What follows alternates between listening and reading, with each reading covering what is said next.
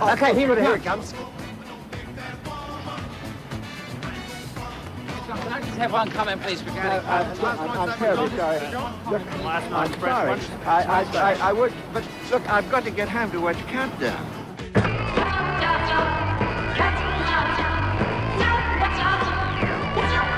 Welcome to Classic Countdown, 1977. In 1977, Western culture was under siege. At almost every level of Australian society, tradition and convention was challenged. Flags were waved for the royal family as they toured here for the Queen's Silver Jubilee year. God save the Queen! Premier, Mr. Dick Hamer, looking very happy, and he's got a new suit on too. But at the same time, we replaced God Save the Queen with Advanced Australia Fair as our national anthem. Don Chipp stirred up politics with the Australian Democrats, promising to keep the bastards honest, while in Queensland, Premier Joe Bjelke-Petersen banned public marches and demonstrations. Australia was featured as the wholesome backdrop for ABBA the movie. And in a galaxy far, far away, the Star Wars were just getting started. It's sort of a combination comic book, fairy tale, Wizard of Oz. There's so many different elements in the movie. Musically, it was the year of three vastly different groups, the Sex Pistols, Fleetwood Mac, and the Bee Gees. Now, can you tell us a bit about the new single that's just roaring up the charts now in America? Yeah, it's the closing music for the film that's coming out in December. I know. I thought you didn't know. Of course, Saturday Night Fever, which stars John Travolta.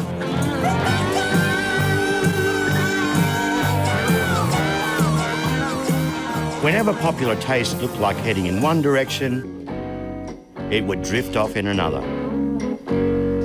Jamaica, land of tropical fruit, and young girls sipping pineapple juice. Rather than shy away from this diversity, Countdown embraced it. Well, I know our love will always be. Boundary-pushing musicians found themselves a home on ABC TV. I went out to see if I could fall in love again. That was my mistake. That was my mistake. I went out to see if I could raise a laugh again. That was my mistake. That was my mistake. When all I needed was a friend to make me stop and think again. Pull me up, pull me through. Tie up your health, my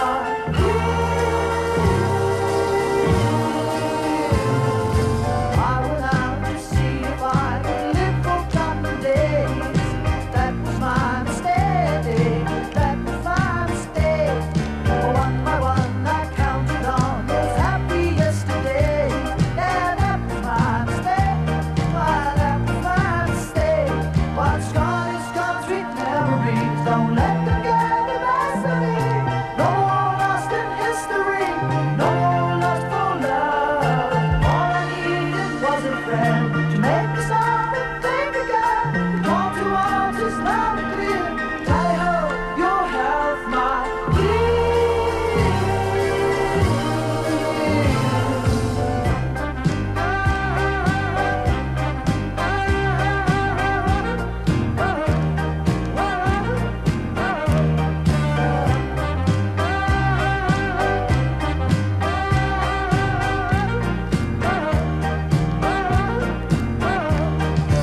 I went out to see if I could fall in love again. Yeah, that was my mistake. Why, that was my mistake. One by one I counted on those happy yesterdays. Yeah, that was my mistake. That was my mistake. That was my mistake. That was my mistake. That was my mistake. From 1975 to 1984, Countdown allowed us access to every Australian living room. And I always loved those Dysrhythmia suits. Tim Finn, Split Ends.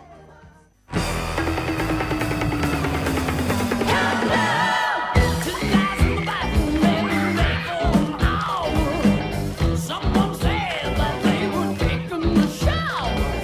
Jimmy couldn't wait, so we kicked out the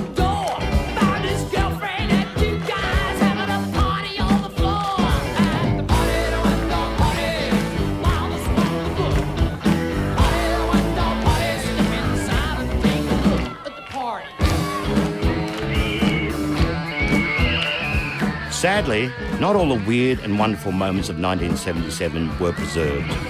In the late 70s, a no doubt well-meaning ABC manager decided to save money by reusing the tapes stored in the archives.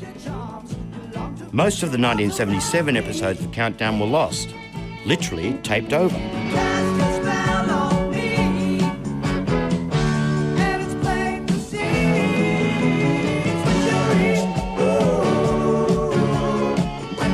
Fortunately, some far-sighted ABC staff members took it upon themselves to save a selection of live Countdown clips from '77, which have allowed us to piece this tribute together.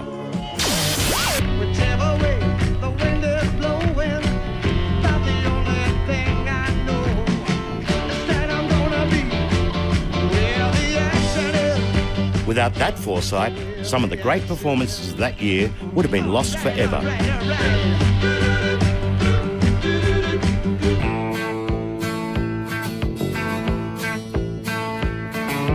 City girls have got nightlife in their eyes, who ask no questions and get told no lies. You get hurt, they're off the flats again tonight.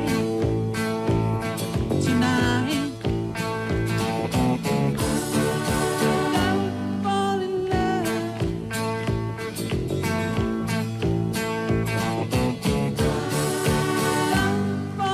Big cars, bright lights with bow ties. Underneath, all there is lies. Can't you see they're cheating all of you? They're no good for you, no good for you. Don't fall in love.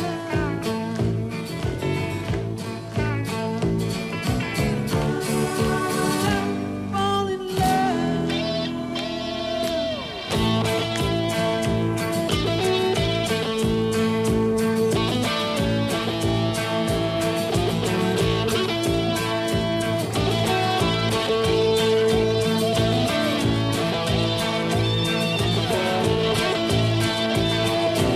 You get hurt, they're on the flats again tonight. Out tonight. Don't fall in love. Big short skirts with no ties. Ooh, underneath, all there is lies. Can't you see they're cheating all of you? They're no good for you, no good for you. Don't fall in love.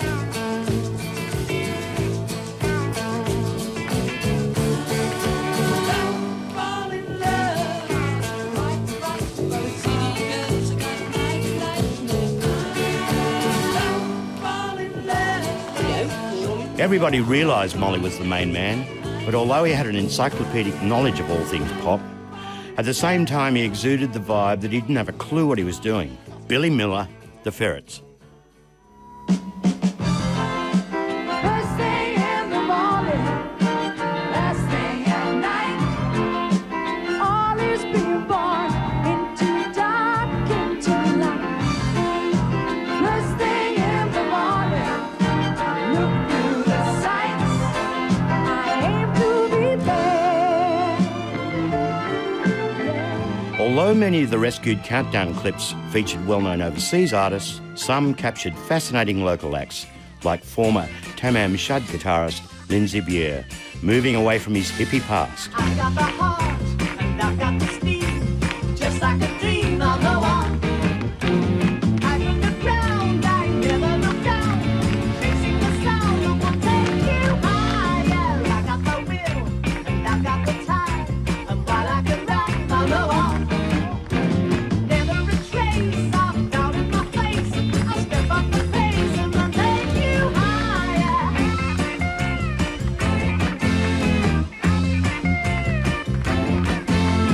I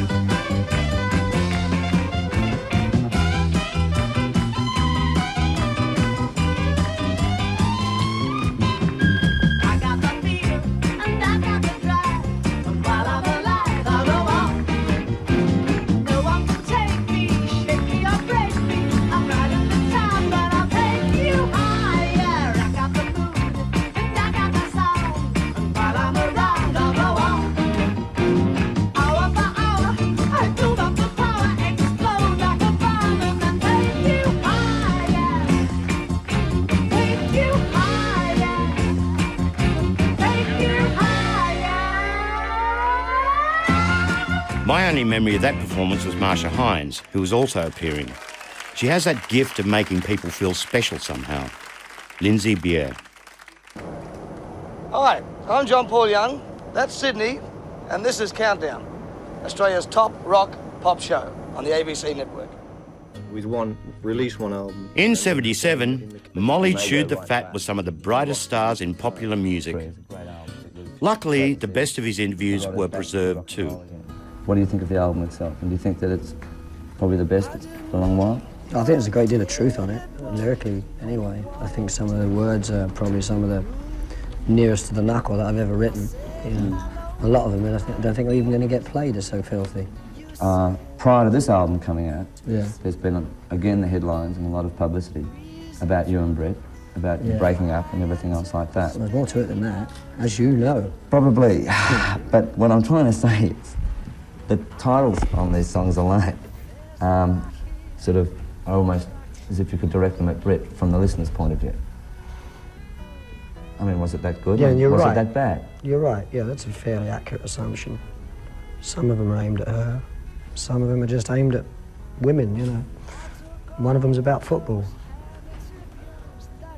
What more can I tell you? No, I don't want to. That was the reason I didn't put the lyrics in the sleeve. I believe on the last album I put the lyrics in the sleeve. This time there's just a cartoon and the song, and it's up to the listener to work out what it's all about. Now, may I ask you a couple of pertinent questions? Oh, what are they?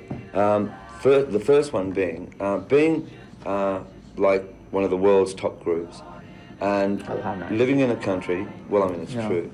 You're going to ask me about taxis, go on. No, I'm not. Thank God. Living in London, with the punk rock craze coming along. What's that? Does it become a challenge, you know, in the sense where you're finding these amazing contrasts? It's always been a challenge. It doesn't matter what, even if there is a new movement or call it what you want, there's always a challenge. I mean, take for example the charts today. I mean, at the moment, I feel there's enormous competition with just the established acts. I mean, there's ELO, there's ABBA, there's Rod Stewart. So I mean, you know, there's always competition, and we're never going to I'm never one for resting on my laurels, really. You've sprung up a bit since I saw you last. Yeah. Everybody has. Yeah? Yeah. How have you taken it over the last 5 years? I mean, Success? Yeah. Has it affected you much? In a joyful way, in a rejoicing way, because I love it. You have to like it to be in it this long. Yeah. Or you go crazy. It's so much. We've been traveling the world and making records and just having a great time. Over in Australia, we've seen you on many of the big shows, like the big music awards and things like that. Oh, yeah. And your little sister's been on a few of them. Oh, yeah. She's a funky little sister. Prove along. She is funky. She's amazing. But, I mean, the demand on you has been amazing, sort of, as far as, like, you've had to go into an adult world, more or less. I mean, did you find that hard to cope with, Michael? You mean as far as our music? Yeah, and the demand as far as you're having to go on all these shows and sort of really compete against the adults as far as hosting things and things like that. No, it's part of the business, and it comes at you all the time. It's up to you whether you want to do or not, so we do whatever we can. Now tell me, what do you think is the success of the Jacksons, yourself and the Jacksons? I would say probably togetherness or just enjoying our work a lot.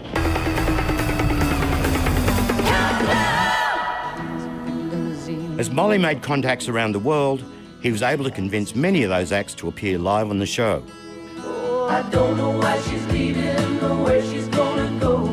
I guess she's got her reasons, but I just don't wanna know. 'Cause for 24 years I've been living next door to Alice. 24 years just waiting for a chance to tell her how I feel and maybe get a second glance. Now I gotta get used to not living next door to Alice. Soon enough, the biggest touring acts in the world were gracing Studio 31.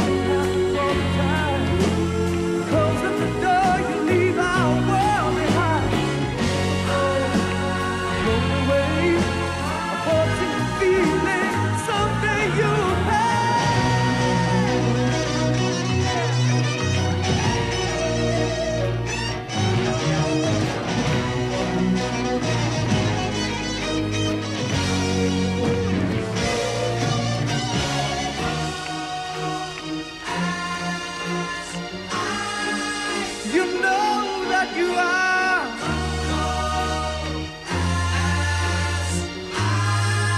as cold as ice to me.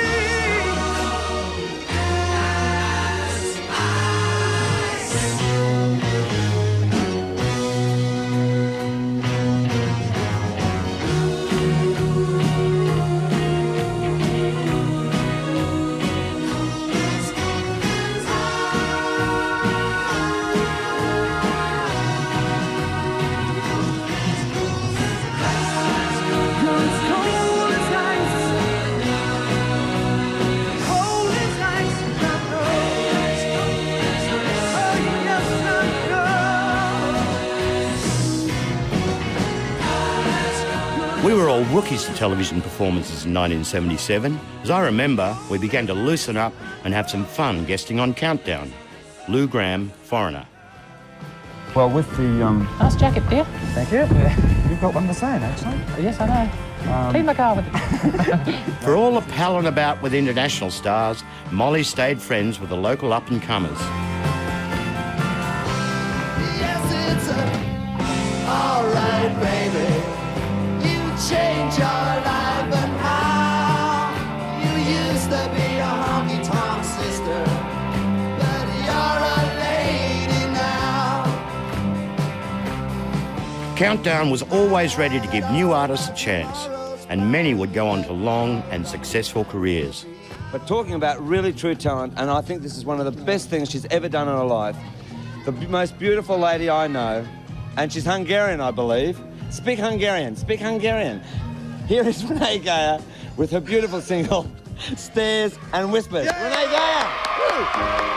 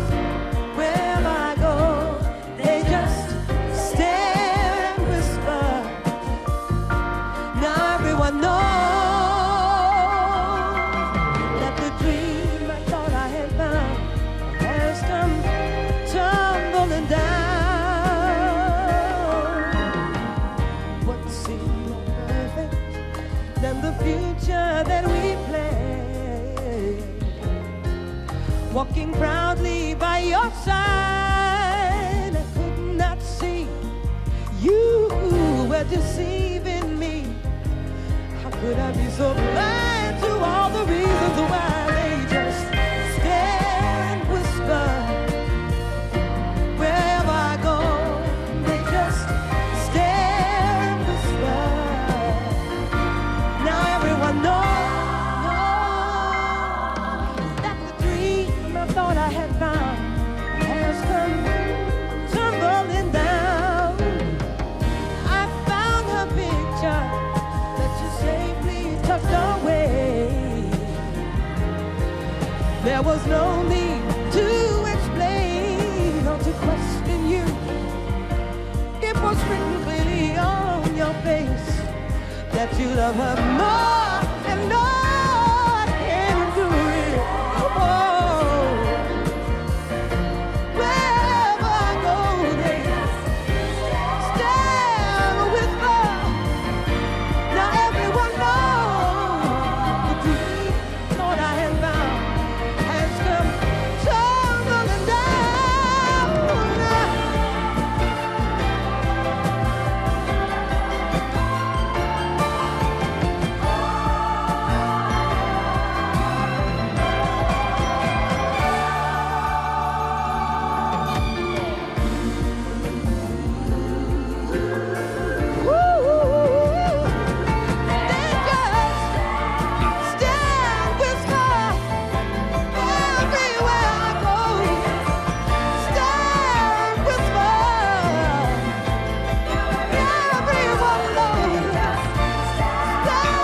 I remember early Saturday morning arriving at the studio after a late Friday night show.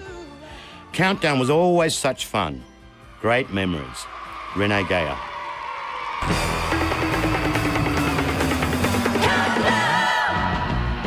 In '77, the Saints from the burbs of Brisbane caused a stir in England.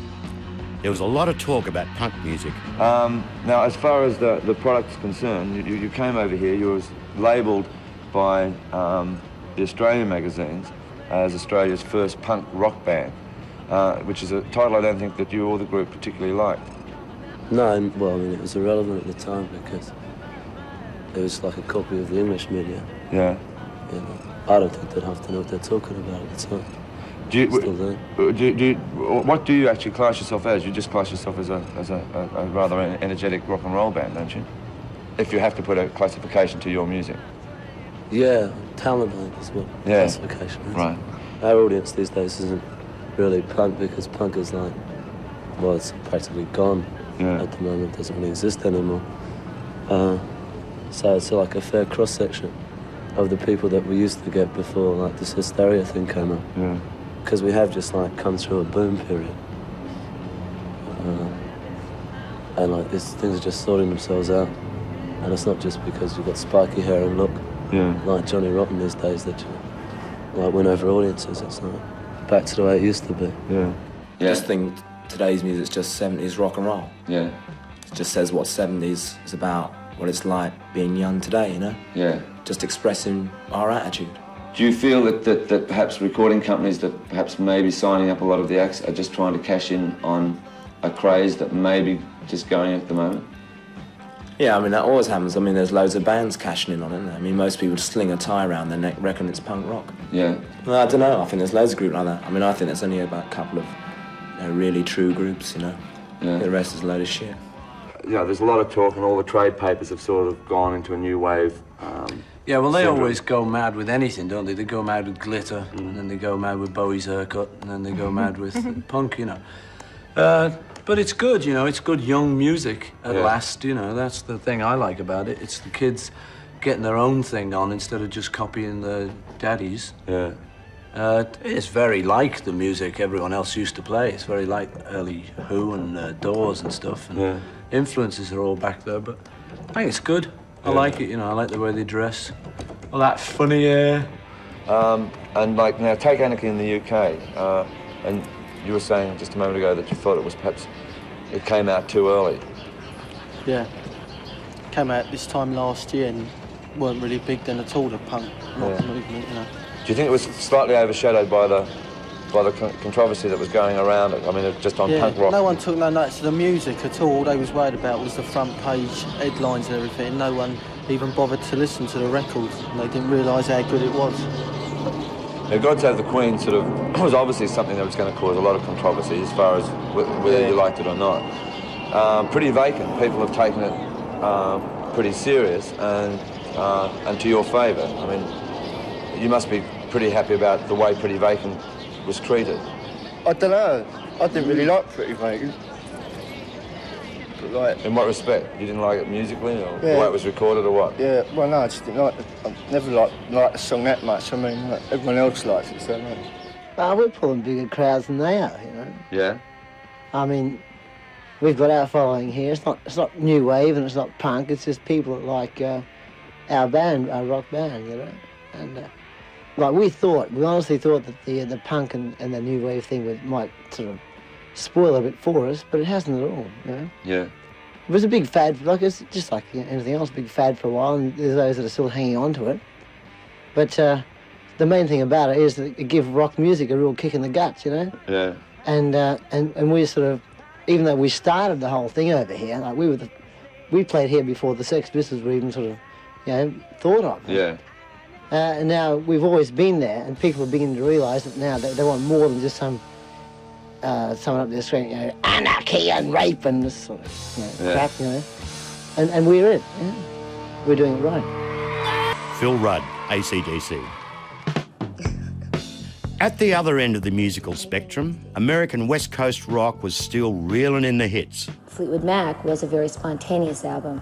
We'd only known each other a month. And We were also straight in to established do a it. style. Right, and it established a certain thing. So we were under a great deal of pressure to do another album.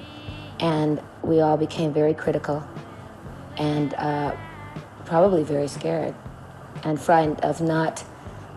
I don't think that anybody ever worried that it wouldn't be as good, but we worried that it would be different because we had been playing together, well, for over a year as a band, and we were much closer and much more ready to tear things apart.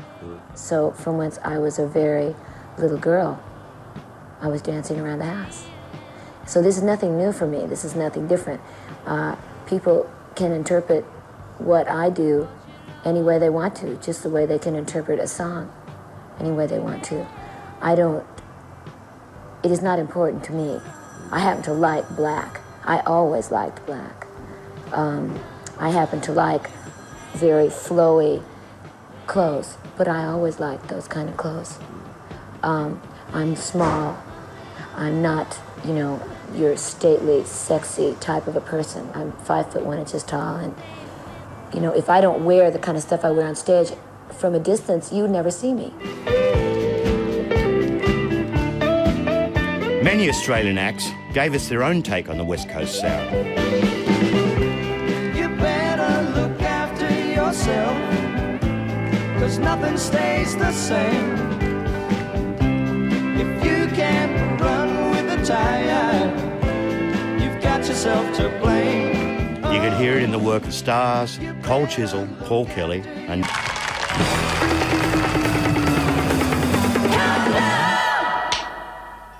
This is Michelle Phillips. I'm on Countdown, right across Australia. Now, Tommy, do you ever listen to the old Mamas and Papas records? All the time. Yeah? I'm a disgrace. They're blaring out of my house all the time. Well, I heard one the other day on radio, and actually the announcer said that they matched up to today's sound. Do you agree on that? Mm-hmm. Yeah. I don't think that they're just nostalgic. I think that they're, it's really good American music. Well, I just flew in for a one-night stand, making my business with a traveling band. Drum play the rhythm, pass the wine. Everybody here going to have a good time. Now, boogie! Well, it's going to be one of those nights. Got to be one of those nights. People, I'm giving you a warning. We're all going to jail in the morning. Grab your mama and hold on tight. Got to be one of those nights. Sing it! Countdown loved groundbreaking pop. It also made room for local legends and favourite sons. Artists who just made you want to get out of your chair and swing your hips.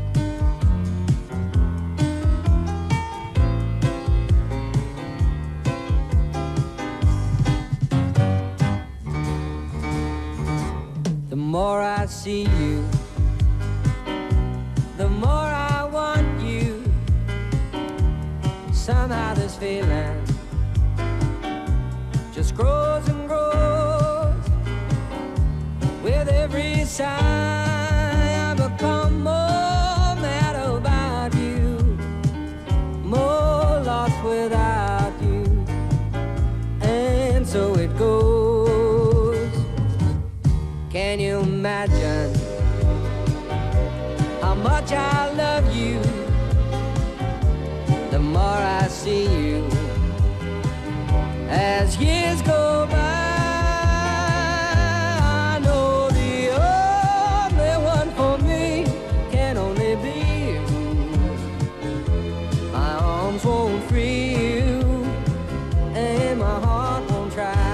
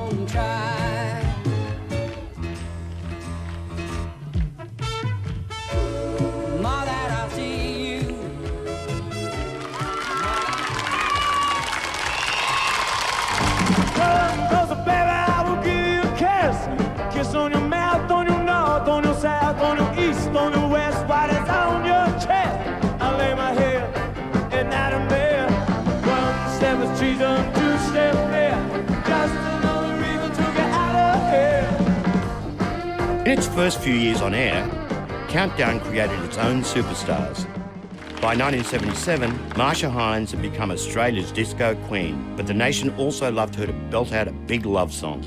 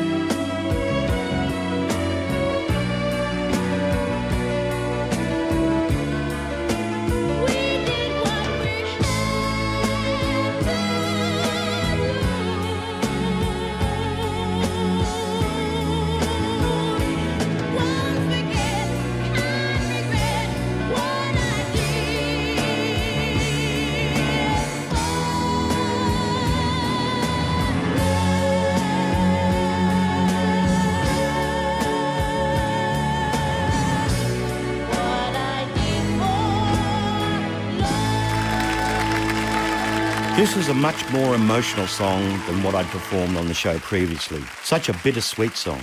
You couldn't help but sing it with genuine, heartfelt emotion. I think the audience and the crew could relate, as I did. Marsha Hines.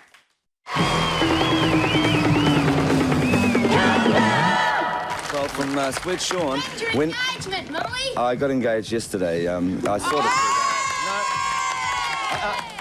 But hold on, I was knocked back. So there you go. She's cut the ring and I've been knocked back. I feel really cut up about that. Let's go down into the Countdown audience. Yeah!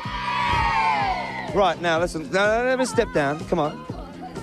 Hold on. Now, this is the Countdown audience. This is the one I say shush, shush, shush to. This is the one. Where are we? Oh, here we are, Ian. Ian's on the Zoom. Oh, my God. Dust. You see, I mean, not... Actually, she shouldn't do it to me because no matter what she does, I mean, I always look the same. That is real dust coming off his face, by the way. I beg your pardon? He's been lying around for so long. Well, look, I can't say enough of how much we're delighted and how proud we are Well, we that thank the you. Little Red Band have really done it, you know? Well, on behalf of all the boys, just a special thanks to yourself and for Countdown for kicking us off in the first place. No. Which was great. If you can't believe in a group like that, then what can you believe in? And I keep reading in all the television magazines, you know, you don't like Squeak, you know, like, what are you doing to Squeak, you know, like, and everything else like that. Now, Squeak, on behalf of not only yourself and all your fans, but Sherbet, you name it, here it is, punch me in the nose. I'm inviting you to. A left hook, come on. Right, from all the ladies, I want you to slap me in the face. Oh. Right.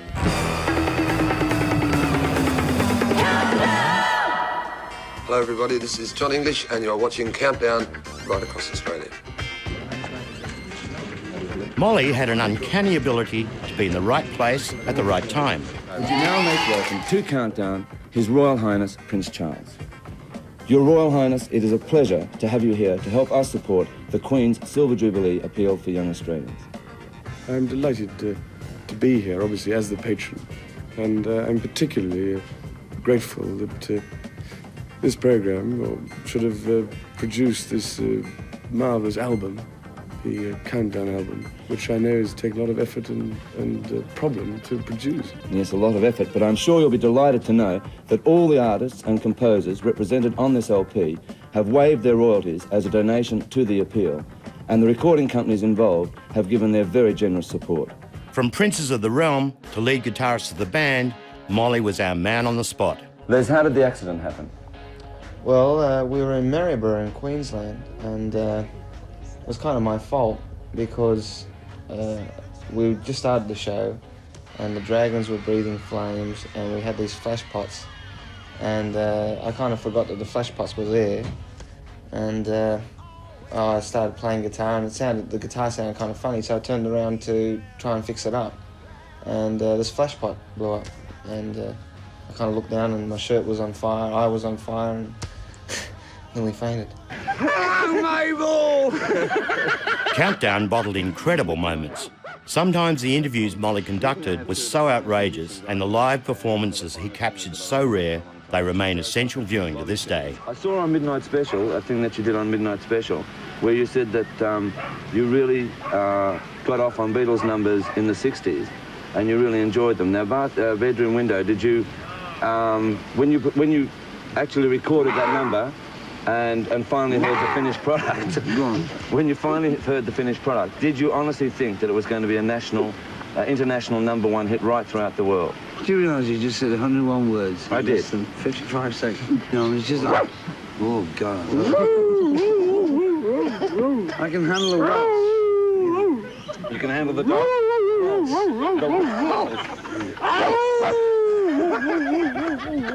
Ferrets everywhere.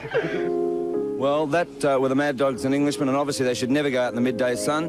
Nicky Hopkins, Bobby Keys and Joe Cocker, but that night they put on a concert that had everyone raving about it, all the press that were up there. This is You're So Beautiful, Joe Cocker.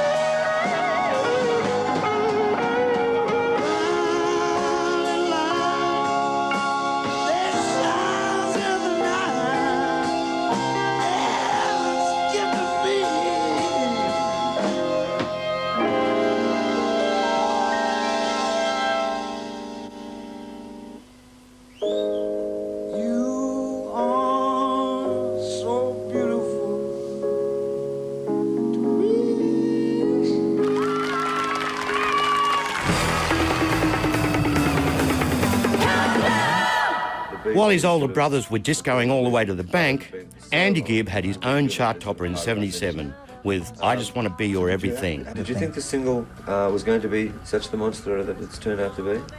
Well, when I very first heard the song, you know, when Barry played it to me, I thought, oh yeah, it's a monster song. Yeah.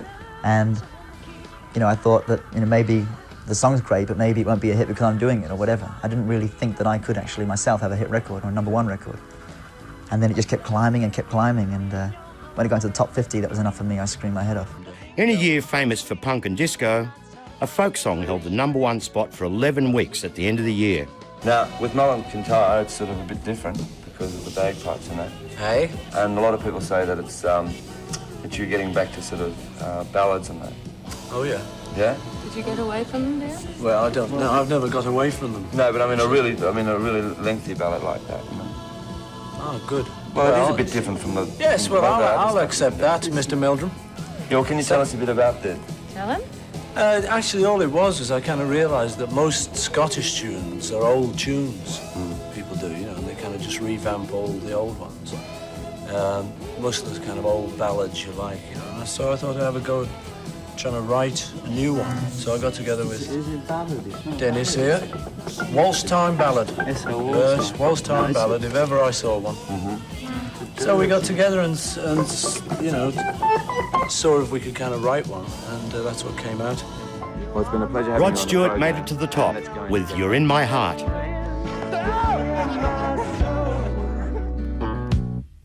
Australian #1s were more of a rarity than they are now. But Little River Band cracked it with Help Is On Its Way.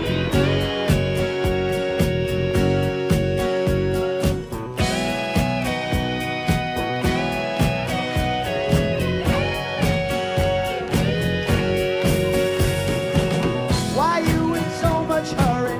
Is it really worth the worry? Look around, then slow down. What's it like inside the bubble? Does your head ever give you trouble? It's no sin. Trade it in. Hang on, help is on its way.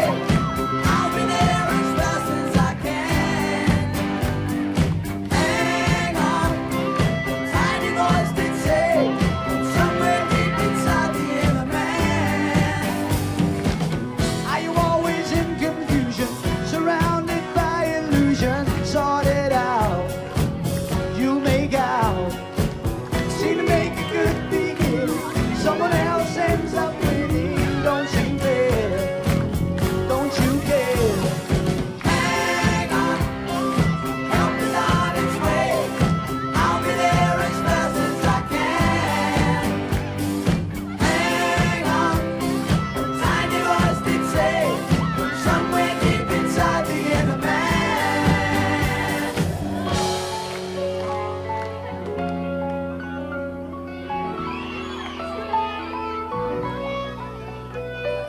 Don't you forget who'll take care of you. It don't matter what you do. Form a duet, let him sing melody. You provide the harmony.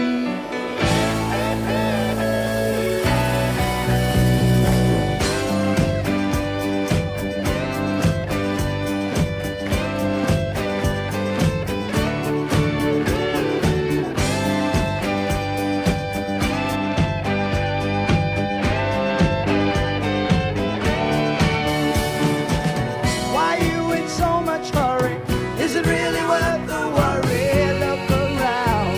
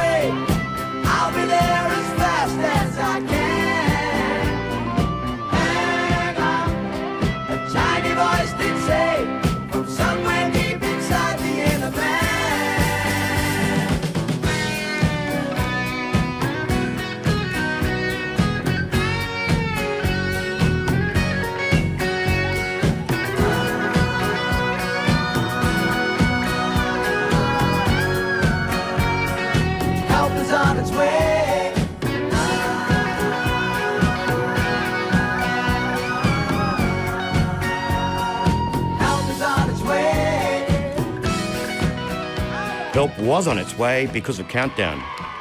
Glenn Shorrock, LRB. Market. 52-1. All my life I've been into rock and roll music, which was simple, vibrant noise, right? Can we just start again? Okay. Right. You ready to go? Yeah. I thought rock and roll was just about great music, so, you know, I think they're duff, because I haven't really heard any great music from Chrysalis. Right. I think we're going to be the first great thing they've had. Well, have you ever sort of followed any other form of music before? I mean, have you... Well, I mean, I've been into rock and roll, I mean, all my life. Visit the Classic Countdown website for more pictures, interviews and behind-the-scenes information.